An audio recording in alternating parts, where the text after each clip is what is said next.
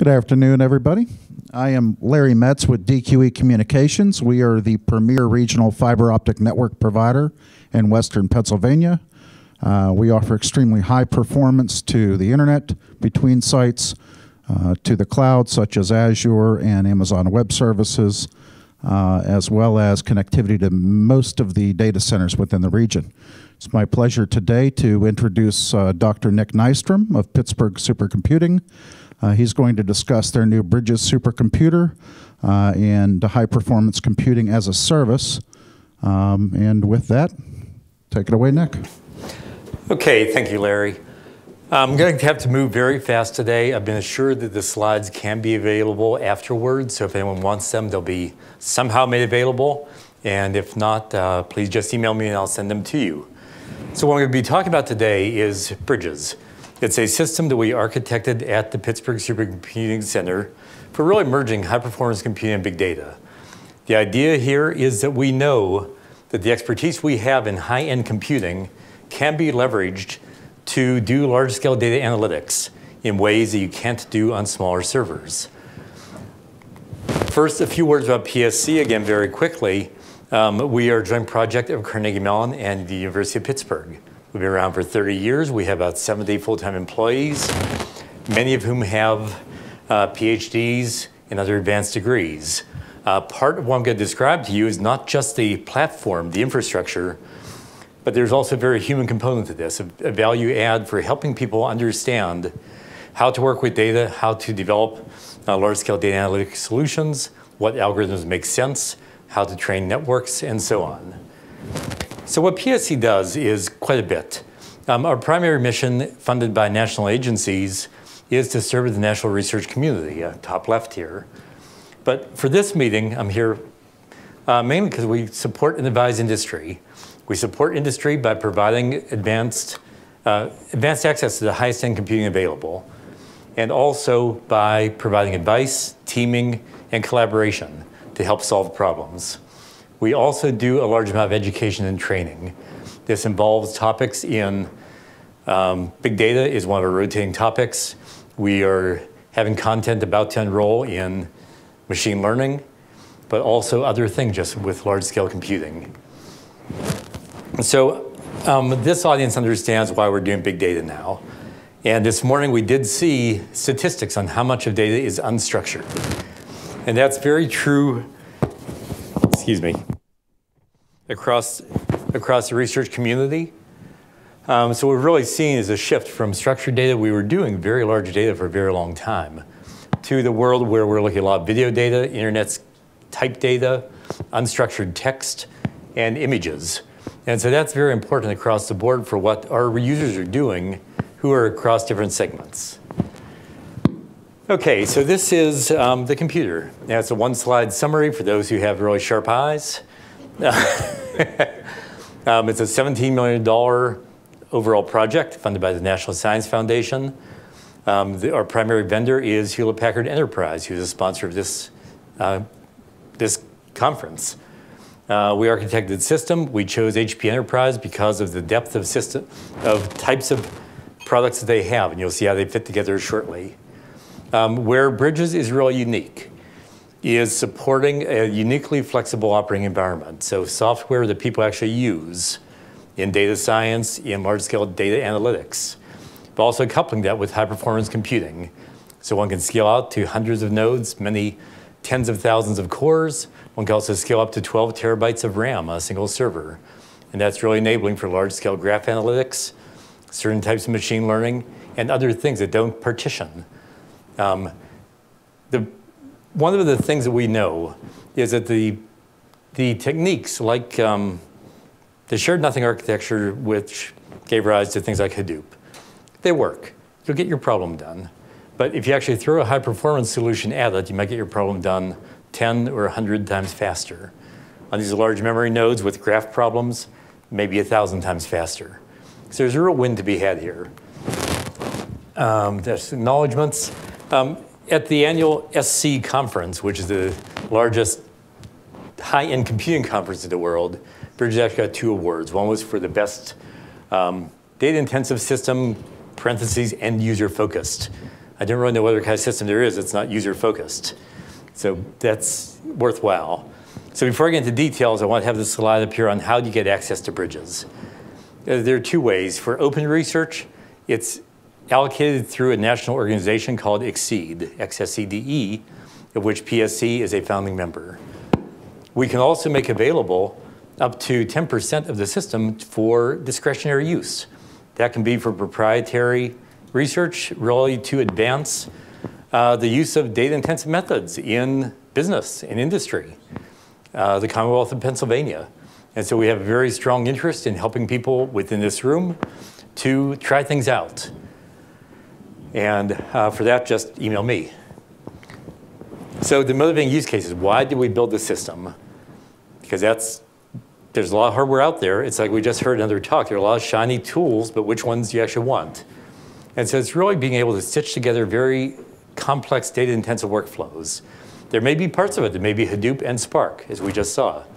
There may be other parts that already exist based on software stacks or performance characteristics for large shared memory. These nodes I talked about with 12 terabytes. Or there may be other parts that want to run in a distributed memory, message passing, the MPI world, where you have an application that can run very fast on 1,000 nodes. If we're doing things remotely over the web, we call those gateways in our community. But really making HPC available as a service, I'll give you an example of that later. But so all of these are cases where we're looking at what users need, and then we built the system around that. So the objectives with bridges, first is from our sponsor. It's to bring HPC, high-performance computing, to communities who never used it before. And this is interesting because these are people working in economics, business, public policy, social sciences. We even have philosophers using the system. Second, to bring HPC to big data. We do that by tightly coupling very powerful compute nodes, as you'll see, on the same interconnection fabric with storage. We architect the storage ourselves to be very high-performance parallel storage. We also have distributed storage on all the nodes. The fabric, this is the first deployment in the world of the new Intel OmniPath interconnect. For those not familiar with networking, how do you connect servers together? There's Ethernet. We've had that forever. And there's InfiniBand for more performance. OmniPath is a level above that. It is very highly performant. It's very strategic because OmniPath is moving into Intel Xeon CPUs and Xeon Phi GPU or accelerators in future generations, which means you no longer need a network interface. You get even higher performance and optimizations that you're not even going to touch with any card where you have an HFI.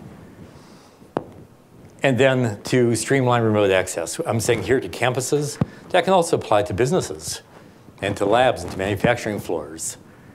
Really to provide single sign-on, a single unified file system. Think of it as Google Drive for large terabyte or bigger files. Okay, so our approach is first of all, what I said, put storage and compute together on the same fabric to unify HPC and big data. That's been working extremely well. I should note too, this system has been replicated several times around the world. First by the Royal Society of Sweden, also by Compute Canada in Canada, obviously. And I hear also by the Australian Department of Defense. There are probably others also. These are just the ones that have contacted me. Second is really to embrace heterogeneity. This is another point where we really differentiate from cloud. Clouds are very good for some of what they do. They give you servers that have a business case. Because this is a research system designed to be at the cutting edge, it can really have state-of-the-art large memory servers. It has state-of-the-art GPUs. It has NVIDIA P100s. I don't know if those are generally available yet. They certainly haven't been for months. We had those back in October. And to be able to put these out for users to actually start building applications around. And then to really build a uniquely flexible software environment so people can use the programming languages they like. Things like R, Python, MATLAB. Tie those together with high-performance paradigms, with large memory, with Hadoop and Spark, and bring it all together under one roof and be able to interoperate between all those, which is really unique. I'm going to skip a few slides on just what these paradigms mean. We can go back if we want. So the conceptual architecture of the machine is this. This is the cartoon. So in the middle, we have the Intel OmniPath architecture fabric. This is the network. Think of it as, no, it's a network. We'll say a little bit more about what it is. Everything connects to that. It gives very high performance from all servers to all I/O. We're not going over a skinny pipe to some other separate storage system. We also have architected it, as you'll see in a moment, so there are multiple paths from each compute node to any storage node. That helps us with resilience. It helps us with avoiding congestion. There are 3 kinds of compute nodes. There are the large memory nodes, 3 terabyte nodes, and 800 of these smaller nodes. The parallel file system in this cartoon is this block, management over here, and then various utility things here for web servers, data transfer, login, and management. So this is the topology of the system. This is actually a live app if you want to go to on the PSC website. I didn't want to spend the time on that here. But what we see is OmniPath is everything in the middle. The architecture we designed, we worked with Intel to simulate and validate, ensure it was fully routable. There are 2 tiers. There's a fully connected hex up here, 20 more leaf switches down here. What this gave us is the best price performance. It was very economical for what we built. Each of these switches, you can't count them unless you're very meticulous, is 48 port. That means fewer switches, less cost, higher performance, because fewer hops through the network. These are the 800 small nodes here. Each has 2 CPUs and 128 gigabytes of RAM. Of those nodes, 48 over here have 2 GPUs each. The GPUs, or graphics processing units, are used for accelerating deep learning. That's the #1 utilization right now, but also accelerating a host of other applications. Up here, we have the 42 3 terabyte nodes in purple, 3 terabytes of RAM each, and then 4 of these very large nodes with 12 terabytes of RAM. Storage is all of the white. As you can see, it is scattered through the top. It is based on a file system that we designed at PSC for really some great performance and functionality that I don't have time to talk about here. I could talk about that afterward if you like. And then the other utility nodes and other random colors up here. Okay, node types is a wonderful eye chart. If anyone cares, they are here for your reference in the materials we'll make available. System capacities. This is designed to be the best system in the world for doing large-scale data analytics with HPC. Not the highest flops. So compared to the Sunlight system over in China, it's not the highest flops. But it is 1.3 petaflops in performance, 10 petabytes of usable parallel shared file system, and 274 aggregate terabytes of RAM on the compute nodes. So for what our users are asking for, and some of these are very large users that I'll get into in a moment, this is more than adequate from what we can see. The OmniPath Fabric I spoke about a bit. Again, very high performance, 100 gigabits per second signaling, 12.5 gigabytes per second per direction, bidirectional, latency under 1 microsecond. That's with MPI, even lower with other models. And just, it's been working out very well for us. I'm going to skip data management. There are nodes in the system for doing persistent databases. We all understand why those are vital. In normal high-performance computing, those nodes do not exist. This is something we introduced here, and people are they're all over this. And also for doing web servers, because many of our users work with this machine through a remote paradigm. They're sitting somewhere, and they're not computer scientists. They don't know what SSH is. They don't know what GridFTP or Globus are. They just want to do something through a web browser, and this lets them do that. So a few example applications. I just wanted to close showing you a few ways that people are actually using bridges for data-intensive workloads. The first one's a project in my own group applying deep learning to a problem in connectomics. We're understanding how the neurons in our brains are connected. This is vitally important to neuroscience, to understand how brains work, how they don't work, how we may have therapies for certain dysfunction. And so this project, we are building a data set. We've had collaboration for a number of years. Perfect timing. We've had collaboration for a number of years with Harvard and the Allen Brain Institute, where one of our scientists at PSC, Art Wetzel, has been working to do what we call segmentation. At Harvard, they generate these scanning electron microscope images. They're very high resolution.